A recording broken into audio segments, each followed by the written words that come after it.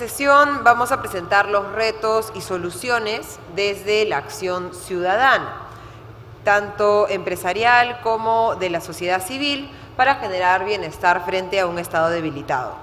La siguiente sesión está titulada ¿Cómo evitar el desmantelamiento del Estado?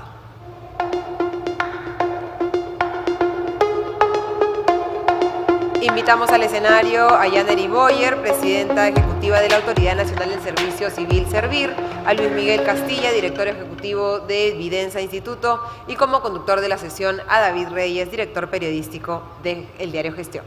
Adelante, David.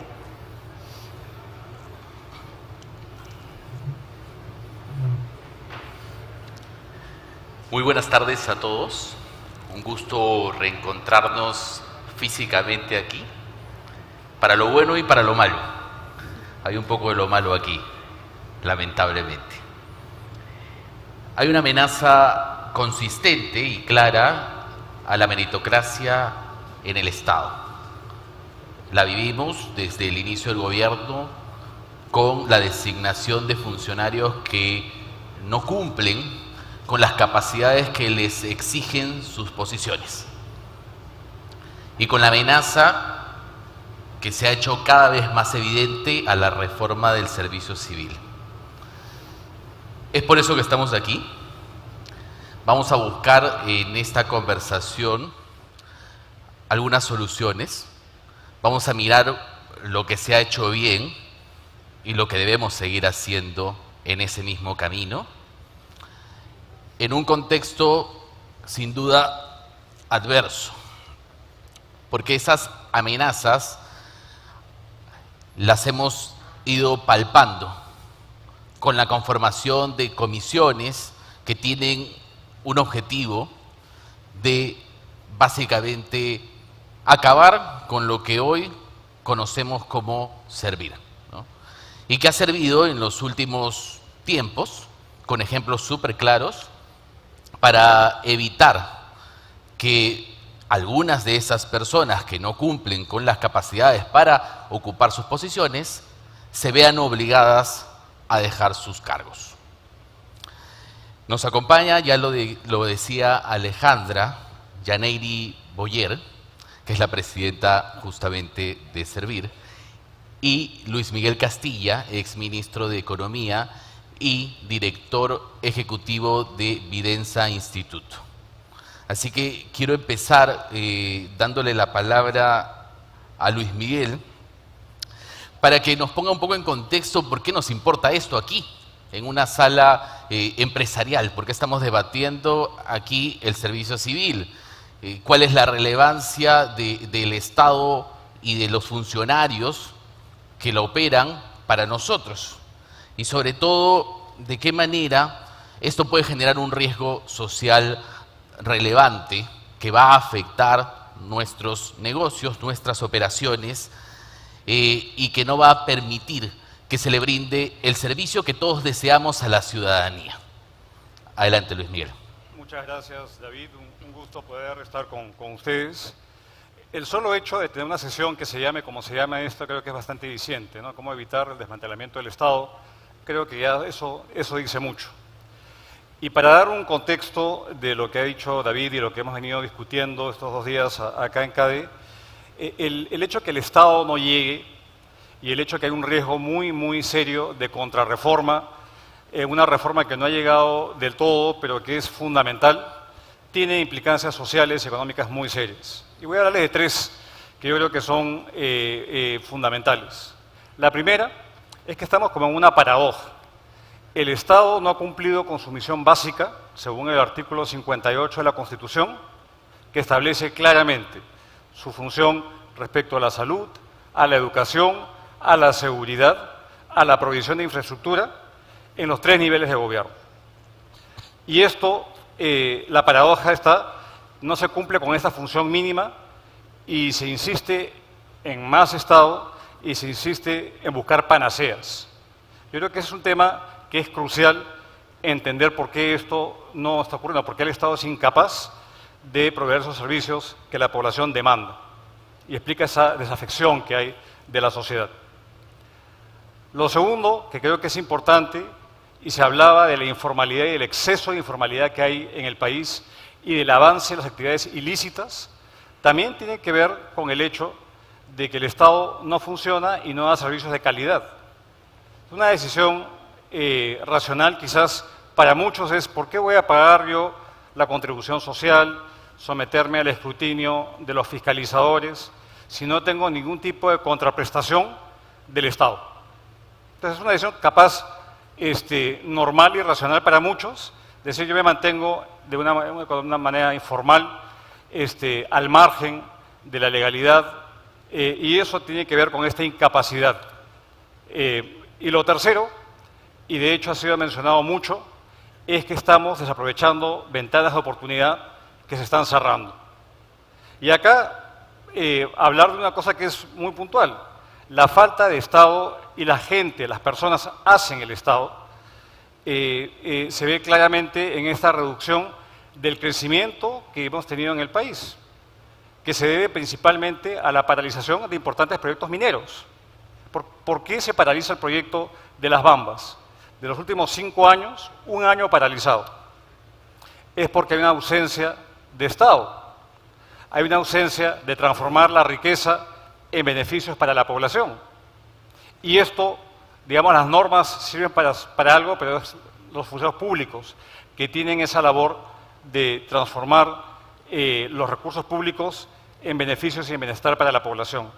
Entonces acá el tema de la meritocracia, de tener un aparato público que funcione, que sea transparente, que sea probo, es fundamental para justamente evitar ese desmantelamiento que tanto tememos. Paro ahí, David, para la siguiente ronda. Sí, Yanegri escribía hace poco en un artículo que necesitamos, y la cito, velar por el mérito y la idoneidad y promover la integridad de los servidores públicos para evitar esas ausencias que menciona Luis Miguel, además de atraer y retener talento hoy, y ya lo vamos a conversar, en fuga. Y evaluar también a ese talento en base a metas claras y empezar a avanzar como país. Por supuesto, hay una institución que es Servir, que está a cargo de velar porque todo aquello ocurra. Y ahí, Yanegri, lo que quisiera es que de cara a la audiencia nos cuentes cuál es la necesidad, por qué debemos preservar la autonomía de Servir y sobre todo la importancia institucional que la institución tiene. Gracias, David. Hola a todos, todas. Muchas gracias por la invitación. Es un placer para mí estar en este espacio. Creo que voy a contestarte con 2 puntos a tratar. Lo primero, quizá preguntarles cuántos de ustedes han intentado obtener un pasaporte en los últimos meses. Muchos, veo varias manos levantadas. Y creo que la pregunta de fondo es, ¿cómo hemos pasado de obtener un pasaporte a un clic de distancia en 24, 48 horas, a tenerlo casi, bueno, no a tenerlo, a tener una cita para obtenerlo en varios meses? Entonces, lo que tenemos que comprender como punto de partida, creo, es que detrás de las instituciones públicas hay personas, ¿no? Son personas y son servidores públicos los que están a cargo de que el agua llegue a los centros poblados, de que tengamos pasaportes oportunos, de que podamos inscribir en los registros a nuestros hijos, de que nuestros jóvenes tengan oportunidades laborales, de que la URIA se compre pronto y oportunamente, de que se puedan cumplir los planes de reactivación económica. Son las personas las que están detrás. Y a Servir lo que nos toca es poder hacer que el Estado cuente con las mejores personas, que sean íntegras, que sean idóneas, que estén en condiciones de prestar estos servicios que todos esperamos. Quiero compartirles que en el 2020 hicimos un estudio, un diagnóstico de conocimientos al sistema de inversión pública y evaluamos a los que hacen proyectos, los que los planifican, los que hacen los expedientes técnicos y los que ejecutan proyectos. Encontramos que el 55% de las personas a nivel nacional, estamos hablando casi de 8.900 operadores evaluados, tenían un puntaje entre 0 y 50 de 100. 33% entre 50 y 70. Entonces estamos hablando que aproximadamente el 90% de las personas que hacen inversión pública en este país, en el sector público, necesitan fortalecer capacidades. ¿Qué hace Servir? Servir ayuda a las entidades a reclutar gerentes idóneos, a veces no nos lo piden, claro está, porque es voluntario. También contribuimos con gerentes públicos, conectamos a la Escuela Nacional de Administración Pública con los servidores públicos y supervisamos.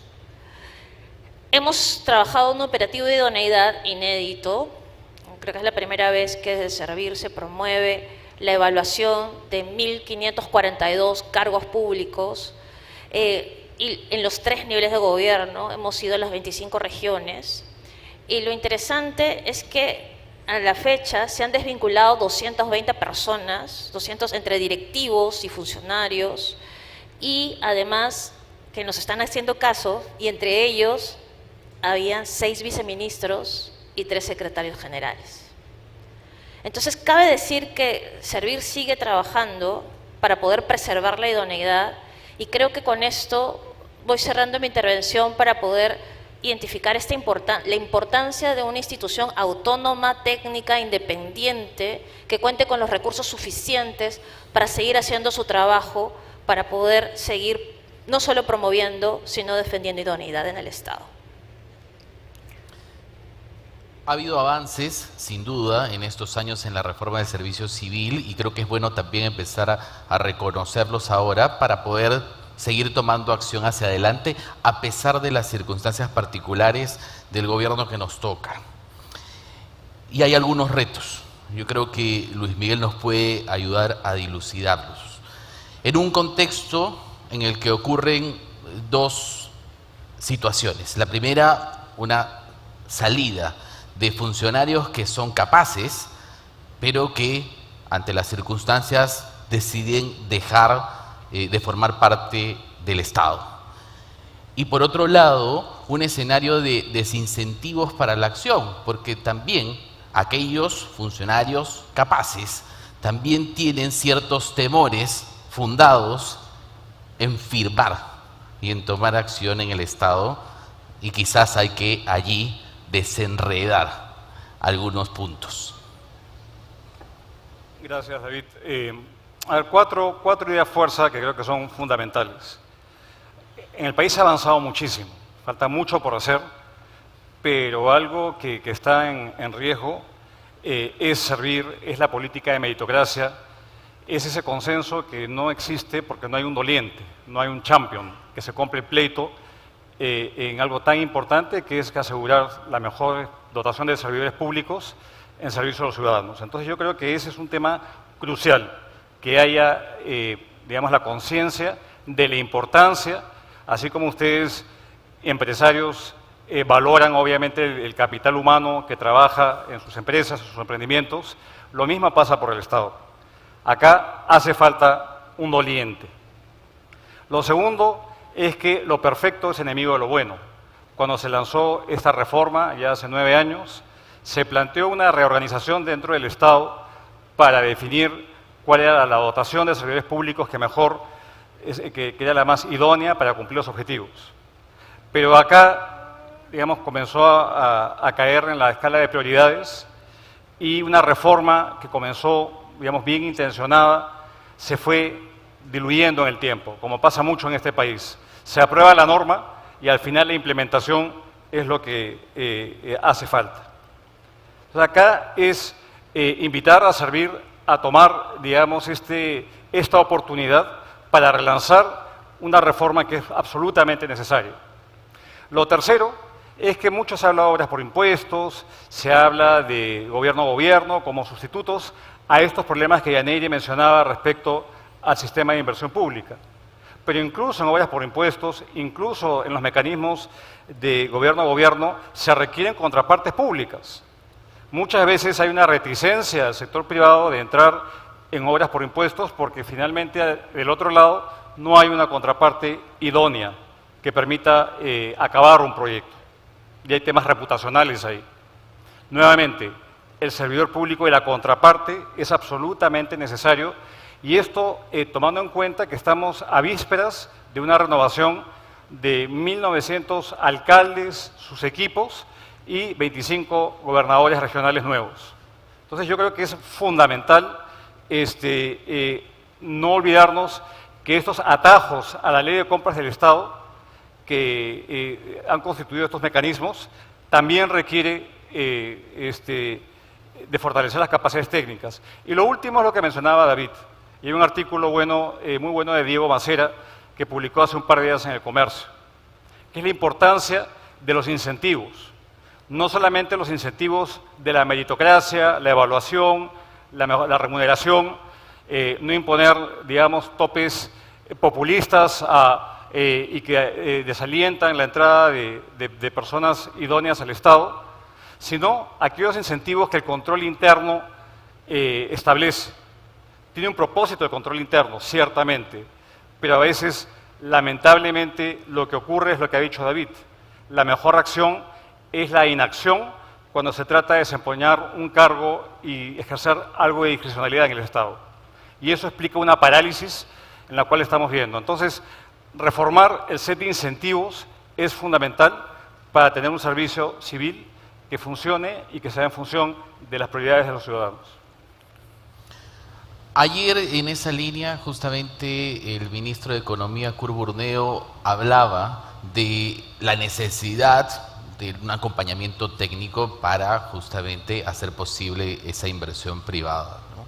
Y naturalmente, y lo conversábamos en la previa, bueno, un acompañamiento técnico justamente necesita de técnicos capaces. El escenario que se nos viene también es que tenemos nuevas autoridades regionales y, como siempre ocurre, viene un año en el que hay cierta parálisis de la inversión pública, justamente porque esas autoridades empiezan a recién acomodarse, ¿no? Entonces siempre hay como un bajón en el nivel de inversión pública en el año siguiente a la elección. Allí servir también se torna, Yanegri, fundamental, porque trabaja en la capacitación también de esas autoridades regionales. ¿De qué manera tú ves que aporta servir para ello y sobre todo también para que evitar una incapacidad que se termina traduciendo muchas veces en corrupción? Gracias, David, por la pregunta, pero primero voy a chapar la flor que me ha lanzado Miguel cuando habló de reforma y dijo que hay un llamado a la acción. Les comparto que inicié esta gestión en enero del año pasado y desde el primer momento buscamos tener una estrategia para impulsarlo. El gobierno pasado nos apoyó, empezamos, simplificamos y nos dimos cuenta que eso no era suficiente, que se tenía que redefinir la operativa del tránsito, es decir, cómo las entidades entran, cómo se convocan nuevas personas al régimen del servicio civil, a la reforma del servicio civil. Entonces, hoy tenemos lista ya una estrategia, ¿no?, de redefinición de la reforma que sea obligatoria, que sea masiva, que es sostenible y sobre todo responsable fiscalmente, que ya hemos venido presentando al MEF y que consideramos que ellos la van a apoyar porque es lo que corresponde, teniendo en cuenta que estamos hablando de la política de Estado más importante de los últimos 30 años, que no empezó en el 2013 cuando se publicó la ley, sino incluso, y quiero aprovechar en saludar a Nuria Sparch, que está aquí en primerísima fila, que empezó incluso con los inicios del Servir, ¿no? Cuando ella puso los primeros hitos, nosotros hemos ido trabajando a continuación. Entonces estamos hablando que la última carrera administrativa que ya no funciona es de hace 40 años, de 1984. Entonces la reforma necesita contar con carrera. Entonces, eso en primer lugar. Lo segundo, cuando hablabas de los gobiernos regionales y locales, qué bueno que lo preguntas porque hemos venido trabajando un programa de inducción, de capacitación de la mano con PCM y a partir del 15 de noviembre vamos a desplegarnos a 18 sedes en distintas regiones para poder compartir con los nuevos alcaldes, las nuevas autoridades municipales, 1.890 autoridades municipales y a los 25 gobiernos regionales, para ayudarles a comprender qué es lo que se espera de ellos en los 6 primeros niveles, en los 6 primeros meses de gobierno. Además, a poder ayudarles a proyectar una ejecución responsable de presupuesto, cómo proyectar políticas, cómo proyectar diseños de intervención y sobre todo cómo reclutar a su equipo, porque eso es crucial para que puedan estar en condiciones de dejar un legado. Quiero cerrar pidiéndoles a cada uno de ustedes que por favor nos digan también un poco, nos den una pauta sobre qué hacer. Lo que tienen al frente es una audiencia de empresarios y también de empresarios ciudadanos. Entonces, ¿qué nos toca hacer a la ciudadanía y al empresariado para justamente evitar que todo este avance en una reforma finalmente se acabe o se vea obstaculizada cada vez más por un gobierno de turno? A ver, yo creo que hay dos cosas y hay un llamado al gobierno también. Lo primero es que a mí me emocionó mucho, como a muchos de ustedes, escuchar a los jóvenes del CADE de ayer. Y en particular escuché a Antonella Romero, a la educadora de ICA, que me parece fundamental el rol que Antonella ha jugado y cómo quisiéramos tener más Antonellas en el Estado.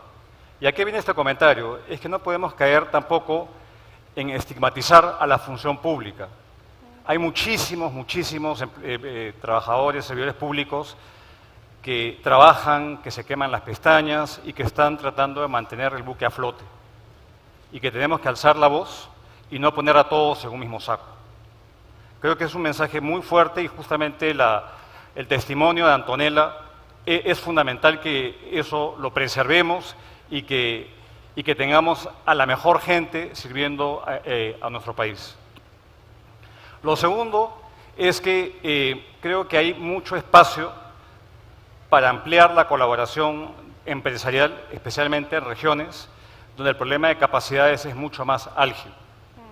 En muchos sitios no hay cámaras de comercio, no hay contrapartes y ahí quizás la empresa puede extender su esfuerzo en esta noción de valor compartido y trabajar para crear y apuntalar las capacidades de la gente que está ahí potencialmente sirviendo al Estado a futuro. Y lo tercero es que acá el tema central se reduce a cómo recuperar la confianza, que es uno de los pilares del plan de impulso económico que el gobierno ha relanzado a cabo de 2 meses. Yo les confieso, si es que el Ministerio de Economía y Finanzas se compara el pleito de defender como uñas y dientes a servir a lo que esto significa, creo que eso definitivamente comenzaría a mover la aguja de preservar la institucionalidad y un Estado eficiente y probo y absolutamente indispensable para progresar. Entonces, ojalá, no sé si me haga caso, ni mucho menos, pero creo que señales claras de comprarse el pleito en esta reforma, en preservar a servir y que no caiga capturada por intereses subalternos, es absolutamente necesario. Yaneiri, por favor. Creo que para empezar, podemos coincidir ustedes, nosotros, bueno, digo ustedes y nosotros, yo creo que más bien tenemos una visión compartida. Escuchaba a Carolina en el panel anterior y su emoción, ella siendo servidora pública, ahora en el sector privado, y su emoción por la importancia de unirnos para poder combatir el hambre. Ahora, ya. Creo que tener una visión compartida de país puede lograr ese tipo de cosas, ¿no? Ese tipo de emociones de todos y cada uno de nosotros frente a ello. 3 aspectos que quiero compartir con ustedes. El primero, el tema de fortalecimiento de capacidades. Yo diría en este momento ya, ¿quiénes nos podemos comprometer para que podamos coadyuvar a que los gerentes públicos sean mejores gerentes? Es decir, gerentes de sus espacios, de sus empresas, que puedan compartir experiencias con los gerentes públicos que tenemos en el Estado, que puedan entenderse, que puedan intercambiar ideas, que sepan cuáles son los valores que están preservando, cuáles son los miedos que se pueden tener en el sector público a tomar decisiones, por qué, ¿no? Y que se pueda tomar lo mejor de cada uno de ellos. En este mismo espacio de fortalecimiento de capacidades, ustedes saben que los recursos son escasos, es importante poder desarrollar programas de pasantías. Y quiero comprometerles a que podamos juntos, los vamos a convocar, para poder trabajar una pasantía de los talentos de las regiones y de los municipios. Tenemos que ser conscientes que hay jóvenes profesionales talentosos también en el territorio que claman por una experiencia, por una oportunidad, y necesitamos hacer esa conexión entre lo público y lo privado. Y lo tercero, estamos trabajando en este punto de capacidades, estamos trabajando en un programa para inducción a directivos, es decir, este año vamos a trabajar con funcionarios, gobernadores, alcaldes, y el próximo año con sus equipos, por 3 meses para trabajar habilidades blandas, y quiero convocarles, o sea, al final, ¿quién me dice yo?, para poder contar con speakers, mentores, para poder hacerlo, porque estamos apostando por una metodología más interactiva que permita aprender sobre la base de problemas y con mucha práctica. El segundo campo es cómo nos ayudan a construir mejores profesionales.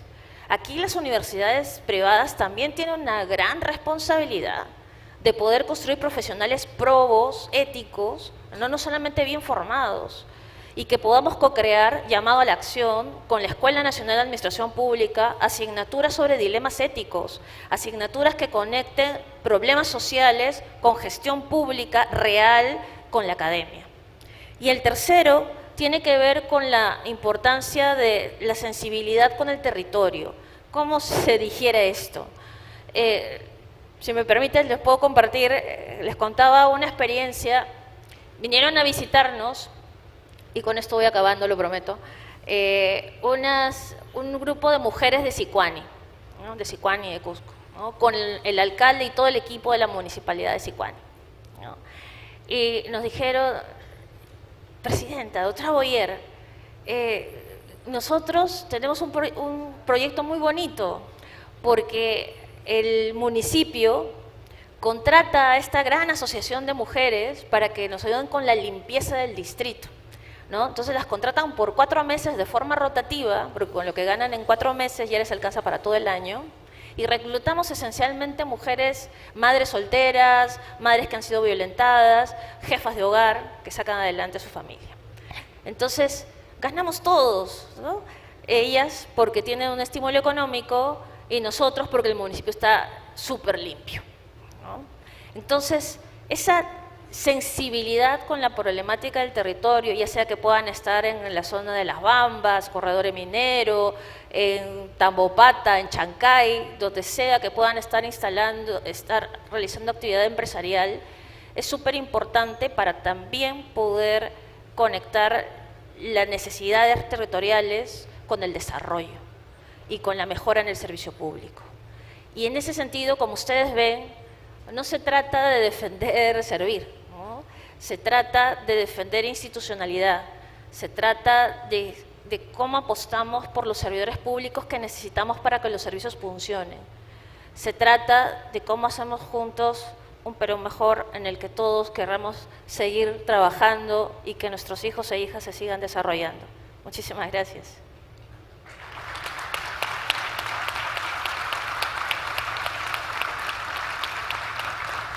Cierro brevemente con una infidencia. Yaneyri me decía que tiene una hija de 4 años y que hace todo el esfuerzo por llegar a veces antes de las 8 de la noche.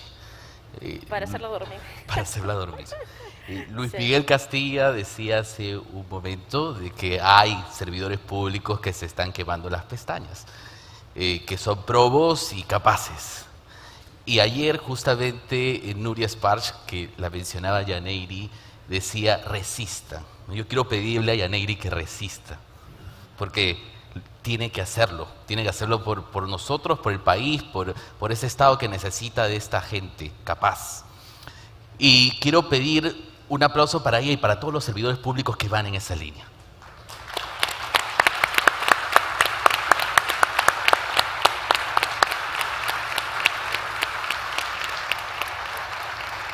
Muchísimas gracias.